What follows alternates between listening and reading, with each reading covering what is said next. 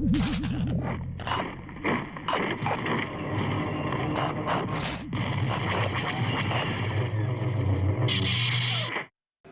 there, and welcome back to A Star Wars Story. Thank you so much for watching. Remember to like and subscribe to let YouTube know that the Force is strong with this channel. Today, we're going to be discussing Gina Carano.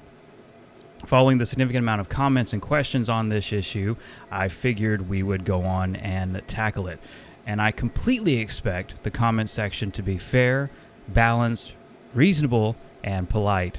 Although it is definitely not going to be, because this is a topic that somehow seems to draw out that particular side of the fan base. You all know what I'm talking about.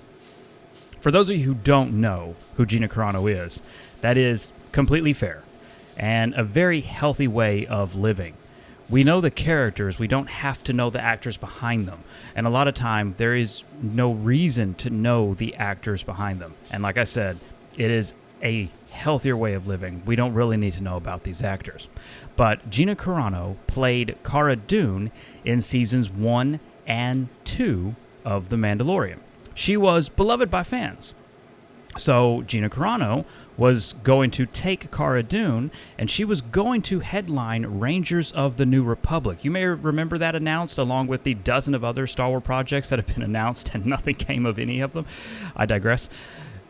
That all fell apart when, following the COVID-19 pandemic and the urging of wearing masks, Gina decided to lose touch with reality. She went on a tirade of anti-mask propaganda, conspiracy nonsense. Her Twitter feed and Instagram feed were an absolute mess. Eventually, to the point she started comparing her situation with that of the Jews in the Holocaust.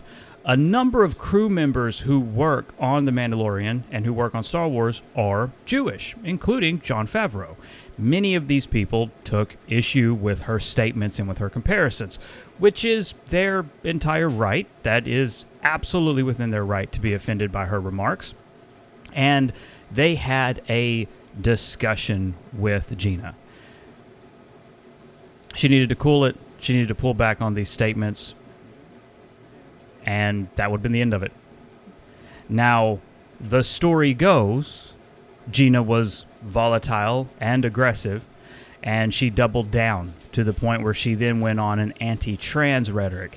Now, this became even more difficult because a number of cast and crew members on The Mandalorian have trans family or are trans themselves, including Pedro Pascal. He has a trans sister. He took great offense to her remarks. All of this culminated in Gina Carano being released from her position within Lucasfilm. It was not a Kathleen Kennedy mandate. It was not some grand conspiracy. And I want to make this very clear. Disney and Lucasfilm have a number of employees who are conservative or Republican, whatever you want to call any which side of the base. They also have employees that are trans, that are LGBTQ, that are straight, that are under every avenue of the sun. Disney employs everyone.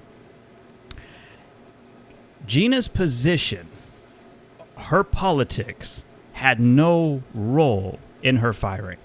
The best example I can give you is Tim Allen and James Wood, both staunchly conservative, both still employed by Disney. Again, if you don't know the actors, Tim Allen is the Santa Claus, which continues to run and air and even has new seasons on Disney Plus. And Tim Allen is also the voice of the toy Buzz Lightyear. And yes, Tim Allen is reprising his role as Buzz Lightyear in Toy Stories probably 7 through 10. I mean, let's be honest. Pixar is in a difficult situation. We're going to get a lot more Toy Stories. It's the only thing. It prints money. But Tim Allen has confirmed that he is going to continue to be involved in Santa Claus and in Toy Story. He is openly, staunchly conservative. He also was a drug dealer, but I digress. James Woods, staunchly, unbelievably conservative. He, if you don't know, is the voice of Hades in Hercules. And he has continued to reprise his role throughout Kingdom Hearts, a number of video games, and even the Disney Anniversary shorts. Disney's not firing people because of political alignment. Disney likes money. Disney wants your money no matter what side of the spectrum you fall on. No matter where you are, Disney wants your money. Above all else, Disney wants your money. But if you become combative behind the scenes, there are issues that have to be addressed. Disney does not care what you tweet, what you Instagram. They really don't. They didn't care about James Gunn until people started throwing a hissy fit, and then it becomes an issue of, crap, what are we going to do? Because now they're making a big deal out of it. Disney doesn't care. The fact of the matter is that Gina made a big deal to the cast and crew behind the scenes and made people very uncomfortable and offended many of them, including showrunners. That is why she was fired. Now, Gina has pretty much been evicted from Hollywood, which again has nothing to do with her conservative values. There's a number of members of the Avengers cast who are conservative. It has nothing to do with that. It has to do with a very out of touch person, a person who is out of touch with reality and incredibly combative. So Hollywood dumped her. She's gone on to make films that have grossed less than $800 at the box office. I make more in a paycheck. To that I say, Gina ruined her own career. No one else did that. No community did that. There was no uprising. There was no fan campaign. Nobody got her fired. She got fired because of her dismissive, rude attitude to cast and crew members. That's all that happened. And she's desperately trying to stay relevant, so South Park recently ran joining the Panderverse or something like that. I watched it. It was incredibly funny. I watched it simply to be aware of what topics I was going to be covering in this video because I'm a true journalist. Now, in the Panderverse, which is a great title, in the Panderverse, the cast is replaced by various women. It's honestly funny. I highly recommend it if you have an open sense of humor. And throughout it, the special makes fun of people like we talked about him before. And I'm sorry, I'm not going to advertise his channel or say his name, but it attacks people like that guy who cried because Baldur Gates gave him pronoun options, and it attacks guys like Paul from that one Star Wars toy site, and it attacks businesses like Kathleen Kennedy, which, again, they make decisions that are pandering and not story-driven. It attacks everybody. It's incredibly funny, but it's incredibly funny, incredibly topical. It attacks literally everyone. And Gina, in a desperate bid to stay relevant, decided that she was going to go on a Twitter rampage and post what I can best guess is just a drug-fueled article. I mean, that's what it looks like. It looks like she's on something. So apparently, Gina Carano has accused Kathleen Kennedy herself. I mean, let's really look at this. Gina has accused Kathleen Kennedy of demonetizing YouTubers who enjoy the Panderverse and who laugh at it or who share it or react to it. She accuses Kathleen Kennedy that Kathleen Kennedy is going to have Variety and other major Hollywood trades write hit pieces on the creators of South Park, Trey and Matt, and then also attack YouTubers who share the Panderverse. Let's take a minute here. That is being out of touch reality. I want to stress this.